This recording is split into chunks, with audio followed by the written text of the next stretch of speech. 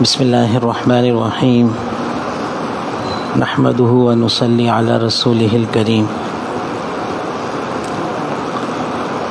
عن ابی موسیٰ رضی اللہ تعالی عنہ عن النبی صلی اللہ علیہ وسلم قال ما احد اصبر علی اذى سمعه من اللہ يدعون له الولد ثم يعافيهم ويرزقهم او کما قال رسول اللہ صلی اللہ علیہ وسلم۔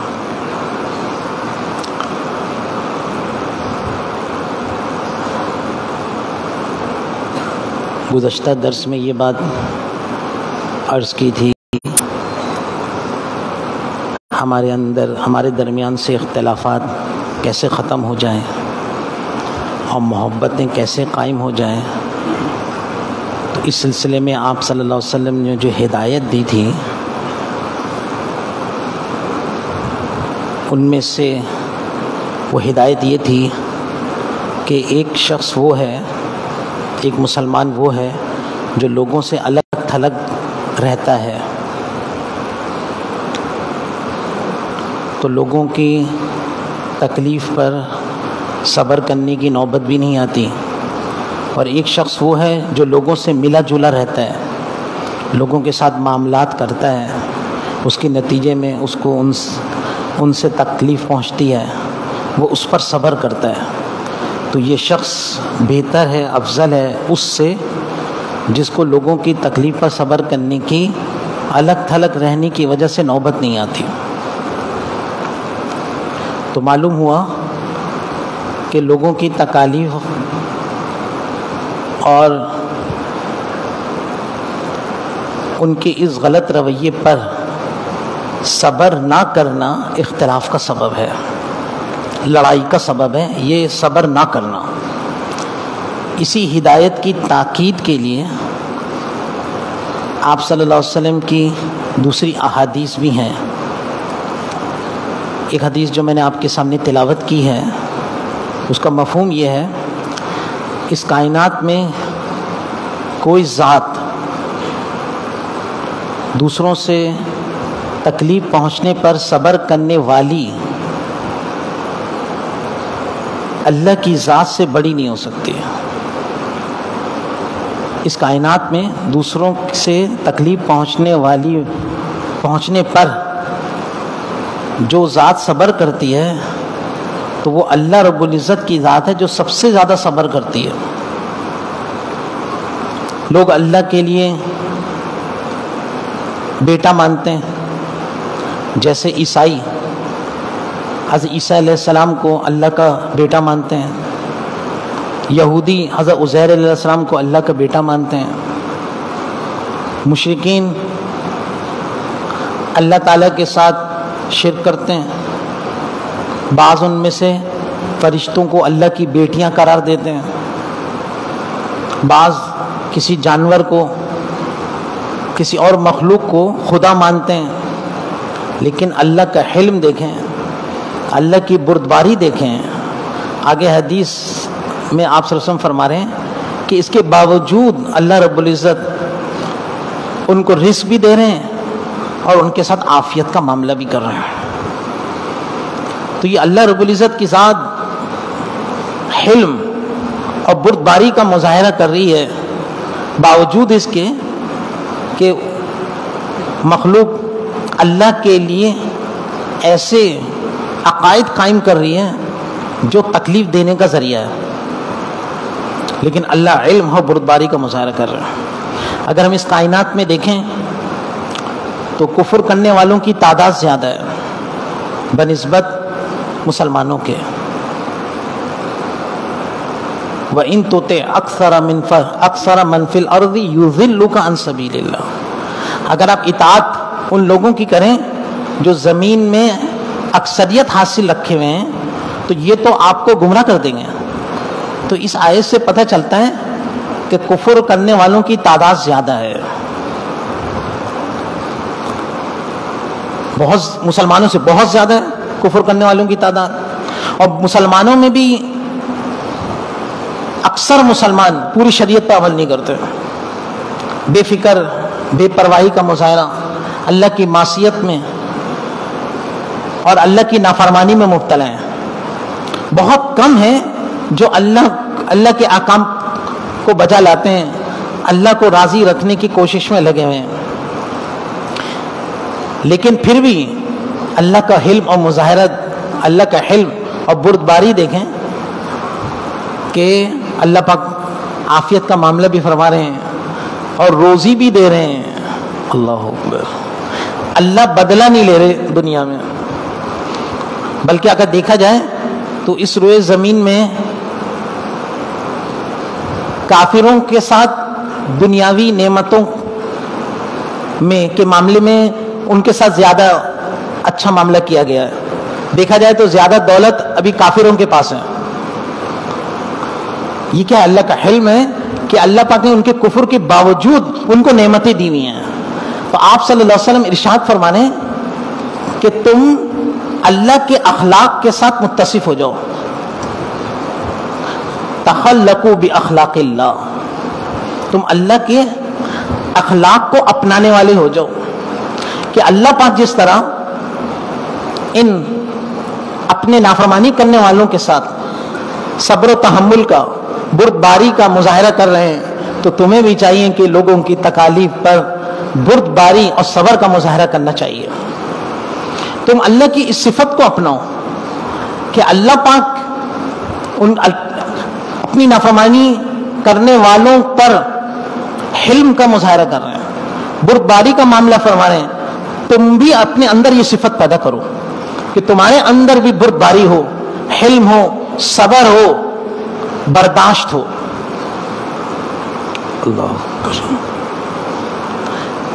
اللہ رب العزت جس طرح دنیا میں بدلہ نہیں لیتے, آخرت میں لیں گے. اگر تمہیں بدلہ لینا ہی ہے تو تم اس کو آخرت پر چھوڑ دو. تم اللہ سے کہہ دو, اے اللہ میں تو اس سے بدلہ نہیں لیتا, میں اپنا معاملہ آپ کے سپرد کرتا ہوں, آپ ہی مجھے انصاف عطا فرمائیے. تو تم دنیا میں بدلہ نہ لو, اللہ پہ چھوڑ دو. ویسے شریعت کسی کے ظلم پر, کسی کے تکلیف پہنچانے پر اتنی ہی تکلیف پہنچانے کی اجازت دیتی ہے. وَإِنْ عَاقَبْتُمْ فَعَاقِبُوا بِمِثْلِ مَا عُوقِبْتُمْ بِهِ وَجَزَاءُ سَيِّئَةٍ سَيِّئَةٌ مِثْلُهَا. یہ آیتیں بتلا رہی ہیں کہ جتنا کسی نے تم پہ ظلم کیا ہے اتنا تم ظلم دوسرے پہ کر سکتے ہو, لیکن پسندیدہ کیا ہے؟ وَلَئِنْ صَبَرْتُمْ لَهُوَ خَيْرٌ لِلصَّابِرِينَ. اگر تم صبر کرو گے تو یہ بہتر ہے, یہ بہتر ہے کہ تم بدلہ نہ لو. بدلہ لینے کی اجازت شریعت میں موجود ہے, لیکن بدلہ نہ لینے کو شریعت نے پسند کیا ہے تاکہ جھگڑا نہ ہو. ورنہ بدلہ لینے کی صورت میں اس کی جانب سے بھی دوبارہ کوئی نہ کوئی تکلیف پہنچنے کا اندیشہ ہوگا, پھر اختلافات اور لڑائیاں بڑھیں گی. تو بدلہ نہ لو. تم اگر بدلہ لینا ہی ہے تو اس کو آخرت کے لیے چھوڑ دو, لیکن اس میں بھی بہتر یہ ہے کہ تم معاف کر دو, آخرت میں بھی بدلہ لینے کے خواہاں نہ رہو. اللہ, آخرت میں بھی بدلہ لینے کے خواہاں نہ رہو اور کہہ دو اے اللہ میں نے اس کو معاف کر دیا, آپ بھی اس کو معاف فرما دیجئے, میں اس سے کوئی بدلہ نہیں لینے کا خواہاں نہیں ہے. اس کے نتیجے میں اللہ پاک خود اس کی ضروریات کے کفیل ہو جائیں گے, اس کی حاجتوں کو پورا فرمائیں گے, اس کی اس تکالیف کو دنیا میں دور فرما دیں گے, اس کے اس جذبے کی وجہ سے. ہمارے بزرگ گزرے میاں جی نور محمد جھنجھانوی رحمہ اللہ, حاجی امداد اللہ مہاجر مکی رحمہ اللہ کے شیخ ہیں. عجیب صفات کے مالک تھے. کوئی ان کو تکلیف دیتا تو اس کو معاف کر دیتے, کوئی ان کے پیسے چرا لیتا تو کہتے کہ اے اللہ میں نے اس کے لیے پیسے حلال کر دیے, میں نے ہبہ کر دیے, تحفے میں دے دیے, میں اس سے بدلہ نہیں لینا چاہتا. وہ ان کے پاس ایک پیسے کی تھیلی تھی, جب وہ بازار جاتے تو دکاندار سے کوئی چیز خریدتے تو دکاندار کو وہ تھیلی دے دیتے کہ اس میں سے پیسے خود نکال لو, خود بھی نہیں نکال کے دے دیتے. کسی چور اچکے کو پتہ چل گیا کہ حضرت کے پاس پیسے کی ایک تھیلی ہوتی ہے, وہ چور ان سے اچک کے لے کے بھاگ گیا. حضرت نے مڑ کے بھی نہیں دیکھا کہ کون ہے، کون لے کے بھاگا ہے، کون اس کے پیچھے بھاگے،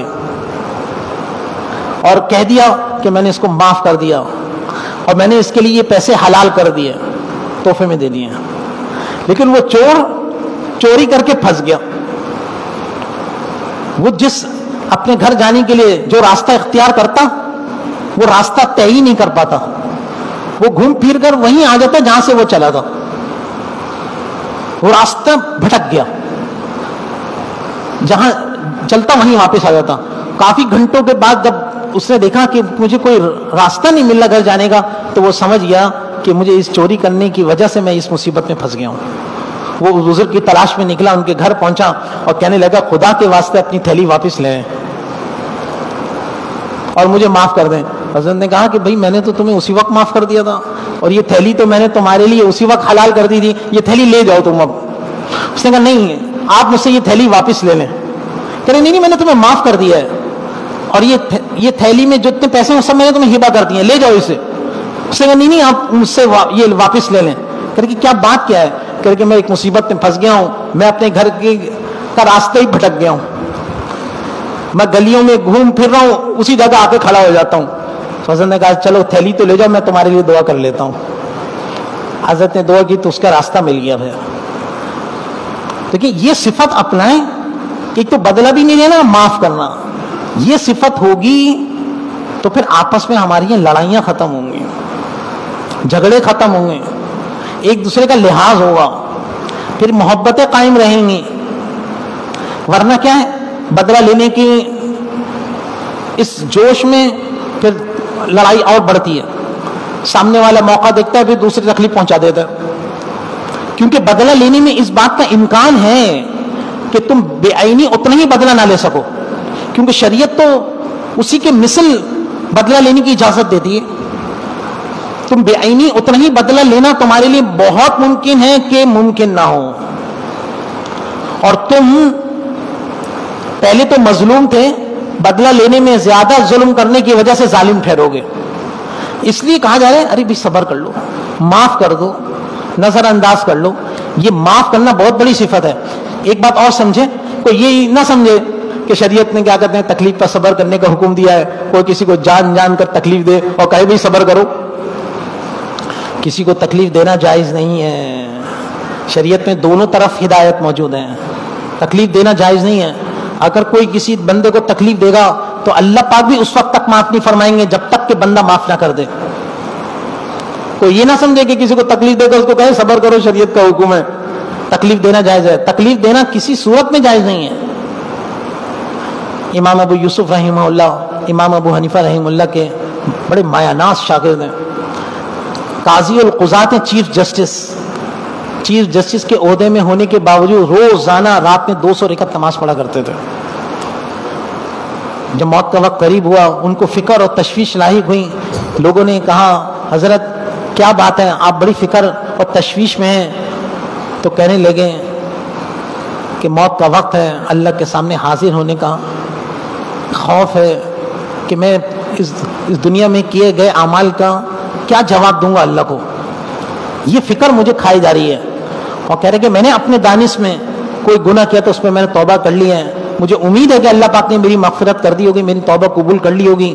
کسی بندے کا کوئی حق میرے ذمہ لازم نہیں ہے میری اپنی یادداشت میں، لیکن ایک مسئلے کی وجہ سے مجھے بڑی تشویش ہے، ایک بات کی وجہ سے کہ چونکہ یہ قاضی تھے، قاضی کے سامنے لوگ اپنے جھگڑے نمٹانے کے لیے آتے تھے.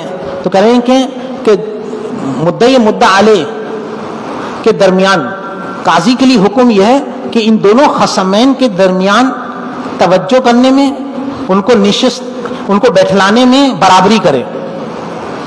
کہیں کسی ایک کے ساتھ اچھا معاملہ کرے، کسی کے ساتھ برا معاملہ کرے بیٹھانے میں، توجہ میں، تو کہیں قاضی پر طرفداری کا شبہ نہ ہو جائے کہ قاضی اس کا طرفدار ہے، قاضی اس سے متہم نہ ہو جائے، قاضی اپنے آپ کو اس سے بچائے. تو کہہ رہے ہیں کہ ایک مرتبہ ایک مسلمان اور ایک کافر کا معاملہ میرے پاس آیا تو میں نے مسلمان کو تو اچھی نشست پہ بیٹھایا اور کافر کو اس سے کمتر نشست پہ بیٹھایا. حالانکہ میں نے فیصلہ حق کے شریعت کے مطابق کیا، حق فیصلہ کیا، لیکن مجھے اس کی وجہ سے ایک تشویش ہے، ایک بے چینی ہے کہ میں نے اس کے ساتھ جو برتاؤ شریعت کا حکم تھا کہ کروں وہ نہیں کیا، مجھے اس سے فکر ہے. لیکن یہ فکر لاحق ہونا بہت ضروری ہے. ہم اتنے بڑے بڑے گناہ کرتے ہیں، لوگوں کے اتنے پیسے کھا جاتے ہیں، لوگوں کے ساتھ اتنا برا معاملہ کرتے ہیں، اتنی تکلیف دیتے ہیں، ہمارے دل میں کوئی بات ایسا لگا کوئی بات ہی نہیں ہوئی. یہ جو عدم فکر ہے نا، یہ بہت خطرناک چیز ہے. یہ فکر ہو کہ میری ذات سے کسی کو تکلیف نہ ہو. آخرت میں اللہ کو حساب دینا ہے، تو جب یہ فکر لائق ہوگی تو کسی کو تکلیف نہیں ہوگی، لڑائیاں نہیں ہوں گی، اختلافات نہیں ہوں گے، محبتیں قائم ہوں گی. اللہ پاک ہمیں ان باتوں کی سمجھ نصیب فرمائے، ان باتوں کی حقیقت نصیب فرمائے. وآخر دعوانا الحمدللہ رب العالمین.